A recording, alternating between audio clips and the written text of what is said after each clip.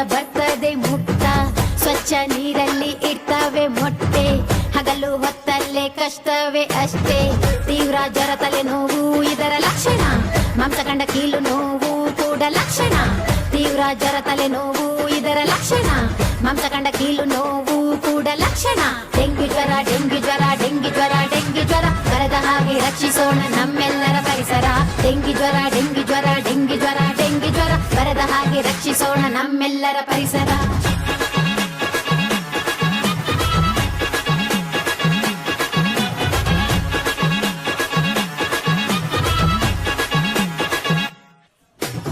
ಈ ರೋಗಕ್ಕೆ ಚಿಕಿತ್ಸೆ ಏನಂತ ಗೊತ್ತಾ? ನಿರ್ದಿಷ್ಟ ಔಷಧಿ ಇಲ್ಲಂತೆ ಹೌದಾ? ಹತ್ತಿರದ ಯಾವುದೇ ಆಸ್ಪತ್ರೆಗೆ ಹೋಗಿ ವೈದ್ಯರಲ್ಲಿ ಸೂಕ್ತ ಪರೀಕ್ಷೆ ಮಾಡಿಸ್ಕೊಳ್ಳಿ. ಸರ್ಕಾರಿ ಆಸ್ಪತ್ರೆ ಆದ್ರೂನು ಓಕೆ, ಪ್ರಾಥಮಿಕ ಆರೋಗ್ಯ ಆದ್ರೂನು ಓಕೆ. ಸರ್ಕಾರಿ ಆಸ್ಪತ್ರೆ ಆದ್ರೂನು ಓಕೆ, ಪ್ರಾಥಮಿಕ ಆರೋಗ್ಯ ಆದ್ರೂನು ಓಕೆ. ಡೆಂಗ್ಯೂ ಜ್ವರ ಡೆಂಗ್ಯೂ ಜ್ವರ ಡೆಂಗ್ಯೂ ಜ್ವರ ಡೆಂಗ್ಯೂ ಜ್ವರ ಬರದ ಹಾಗೆ ರಕ್ಷಿಸೋಣ ನಮ್ಮೆಲ್ಲರ ಪರಿಸರ. ಡೆಂಗ್ಯೂ ಜ್ವರ ಡೆಂಗ್ಯೂ ಜ್ವರ ಡೆಂಗ್ಯೂ ಜ್ವರ ಡೆಂಗ್ಯೂ ಜ್ವರ ಬರದ ಹಾಗೆ ರಕ್ಷಿಸೋಣ ನಮ್ಮೆಲ್ಲರ ಪರಿಸರ.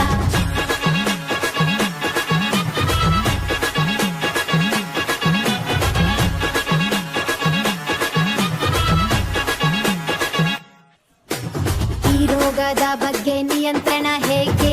ತೊಟ್ಟಿ ಡ್ರಮ್ಗಳಲ್ಲಿ ನೀರ್ ನಿಲ್ಲದ ಹಾಗೆ, ಸೊಳ್ಳೆಗಳು ಬಾರದಂತೆ ಪರದೆಯನ್ನು ಬಳಸಿ, ಫ್ರೈಡೇ ಡ್ರೈಡೇಯ ನಿಯಮವನ್ನು ಪಾಲಿಸಿ.